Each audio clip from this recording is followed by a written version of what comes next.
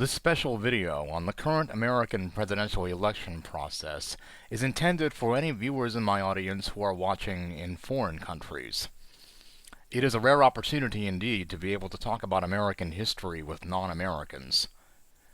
Before I can begin to tell you the story, it is necessary for me to try to define a couple of terms you will see and hear quite often if you study American politics: liberal and conservative. These words are often used when talking about political parties in other countries as well, such as in England and Australia, but they tend to have entirely different meanings when used in the United States. So I'll do my best to try to put this in simple terms. To the American way of thinking, conservatives are those who believe in a limited role for the government in the lives of the people as much as possible. They place the greatest emphasis on individual freedom and personal responsibility, and some of them believe all of our problems can be solved if we simply return to the Constitution and read it the way our founding fathers intended it. Liberals are those who believe that bending our minds into 18th century pretzels, trying to figure out what the founding fathers intended, is not as productive as conservatives might think, and that modern society has brought with it new issues, and new social issues in particular, which the private sector cannot adequately address by itself. Therefore, it often falls to the government to occasionally pick up where the private sector leaves off. With respect to this, it is a general contention among modern conservatives that the federal government too often involves itself with things that local or state governments should be entrusted to do, but that's a discussion for another video. As you've probably seen by watching anything about American politics on the news where you live, people holding these two opposing philosophies seem to be constantly at war with each other and rarely find common ground to agree upon, especially with the way our political parties are set up. So here is the way things stand right now, as I see it. Today in the United States, the Democratic Party is considered the Liberal Party. Their members are called Democrats. The Republican Party, also called the GOP, which stands for Grand Old Party, is considered the Conservative Party, but it wasn't always this way. Some of our first political parties included the Federalist Party, which favored our current style of government under the Constitution, where federal government power reigns supreme, the Democratic-Republican Party, which even after the failure of the Articles of Confederation, the document that preceded the Constitution, still insisted that state power should be superior to federal power, and the Whig Party, which started out as a new opposition party to the policies of Andrew Jackson, who was the very first Democratic president, with the Whigs believing in the supremacy of Congress over the presidency, and generally favoring modernization and economic protectionism in the name of promoting manufacturing. But the Whig Party gradually folded because of tensions over slavery. By the mid-19th century, and beginning with Andrew Jackson, the Democratic Republicans had shortened their name and become known as the Democratic Party. What we currently call the Republican Party had its origins as a party against slavery, which set up our Civil War from 1861 to 1865. When anti-slavery Republican President Abraham Lincoln was elected in 1860, the pro-slavery Southern states decided to commit treason and form their own country and government where slavery would remain legal, called the Confederate States of America, with the remaining northern states now referred to as the Union. So in essence, white people were now fighting a war with each other over whether or not black people could be owned as slaves. The Confederacy lost, but not before President Lincoln was assassinated, which meant that the job of bringing the southern states back into the Union fell to his successor, Andrew Johnson, and he did it rather sloppily, to say the least. For at least the next 70 years after Lincoln, the Republican Party was considered a liberal party, and the Democratic Party, which still favored racial segregation to a certain extent, was considered a conservative party. This began changing in the 1930s, first with what Americans call the Great Depression, and then World War II. I firmly believe that if it hadn't been for Franklin Delano Roosevelt, or FDR, we would not have survived either one. He was truly our first quote-unquote progressive Democratic president. Meanwhile, the anti-slavery Republicans, who were still mostly in the North, had long grown tired of trying to police the pro-slavery Democrats, who were still mostly in the South. So instead of completely dying out, the institution that had been slavery evolved into different forms, namely racial hatred organizations such as the Ku Klux Klan and Jim Crow laws, which made it legal for restaurants owned and operated by white people to refuse to serve black customers, for example, much as some so-called Christian business owners, and in some cases government officials, are currently trying to find ways to make it legal to refuse to render services to homosexuals today, in spite of the ruling last year by our Supreme Court legalizing same-sex marriage. The parties officially switched ideologies after Democratic President Lyndon Baines Johnson, or LBJ, who supported the work of Martin Luther King Jr., signed the Civil Rights Act of 1964 into law. Unfortunately for Johnson, he is remembered more for the escalation of the Vietnam War into the late 1960s than anything else today. His successor, Richard Nixon, the next Republican president, got elected at least the first time by campaigning as a moderate while quietly bringing people who even then still opposed the Civil Rights Act into the Republican Party, which has become known as the Southern Strategy. And of course, Nixon's name is now forever linked with what has come to be remembered by Americans as the Watergate scandal. It would be in 1980, with the election of Ronald Reagan, that evangelical Christians would solidify their alliance with the Republican Party, and yet it was still not quite the party of ideologically pure right-wing fanatics that it is today. There were still quite a few liberal Republicans and conservative Democrats to be found, so it could be said that a certain amount of balance still existed in our politics.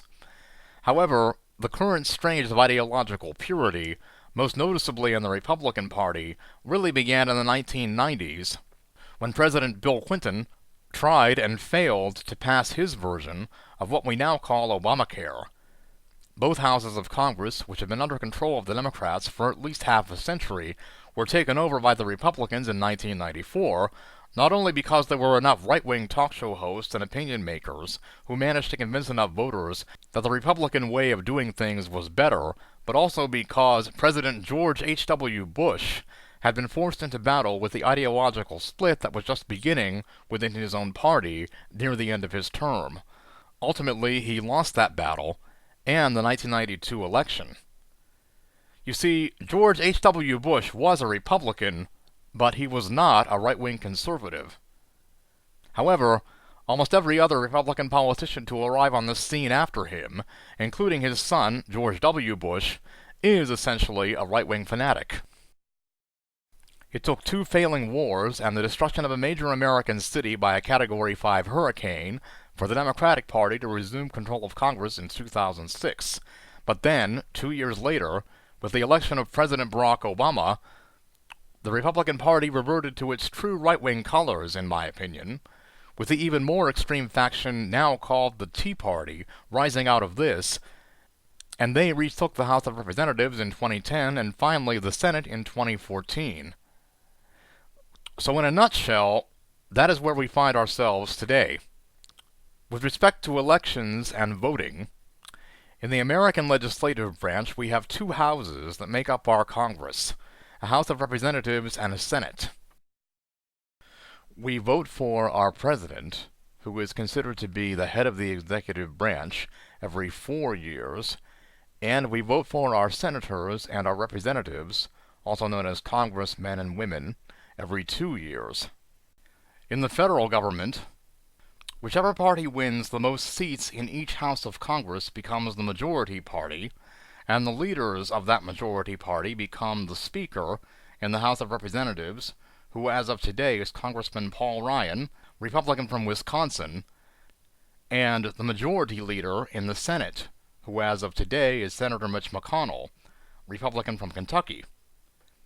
Now, what has happened so far in this election year is President Obama's term ends on January 20th, 2017. So anyone who wants to run for president and be a candidate submits their name for consideration, and then each political party holds primary elections in every state, in which voters decide who will be the new leader or standard bearer for their party. It should be noted that, unlike in a general election, where registered voters can vote for whomever they want to, regardless of party affiliation, Republican primary voters can only vote for Republican candidates, and Democratic primary voters can only vote for Democratic candidates. The Republican Party began the primary election process with 17 candidates, and the primary voters ultimately chose Donald Trump. How did that happen? Well, recall, if you will, what was happening before President Obama was first elected. By 2008, President George W. Bush's approval ratings were stuck in the upper 20s to low 30s, percentages that had, for the most part, remained where they had been since Hurricane Katrina, and which he was not really able to improve upon before the end of his term. The bottom had fallen out of the economy, and the Iraq War was going badly enough that the Democrats had retaken control of Congress for the first time since what is sometimes called the Republican Revolution of 1994, led by former House Speaker Newt Gingrich. So, with the departure of Bush and the arrival of Obama as a result of the failure of John McCain, the Republican Party was essentially left leaderless. If one studies political science for any great length of time, one soon learns that there aren't many things involved in it that can honestly be called scientific. Yet politics is much like nature in one respect. It abhors a vacuum. The Tea Party was the political right's big attempt to prove that it was still relevant and get out from under a Democratic president and a Democratic-controlled Congress. The GOP succeeded in retaking the House in 2010, but by 2012 the choices came down to the Democrats, represented by President Obama, or the Republicans, represented by Mitt Romney, who, it was discovered, admitted on a damning piece of tape that he thought 47% of the American people wouldn't vote for him. There are 47% of the people who will vote for the president no matter what. All right, there are 47% who are with him, who are dependent upon government, who believe that they are victims, who believe that government has a responsibility to care for them, who believe that they're entitled to health care, to food, to housing, to you name it. It's an entitlement, and the government should give it to them. And they will vote for this president no matter what. And I mean, the president starts off with 48, 49, 40, he starts off with a huge number. These are people who pay no income tax. 47% of Americans pay no income tax. So our message of low taxes doesn't connect. And he'll be out there talking about tax cuts for the rich. I mean, that's what they sell every 4 years. And so my job is not to worry about those people. I'll never convince them that they should take personal responsibility and care for their lives. What I have to do is convince the 5 to 10% in the Senate that are independent, that are thoughtful, that look at voting one way or the other depending upon, in some cases, emotion, whether they like the guy or not. The GOP took the Senate in 2014 because a lot of voters stayed home, and the ones that didn't have short memories. But that's my opinion.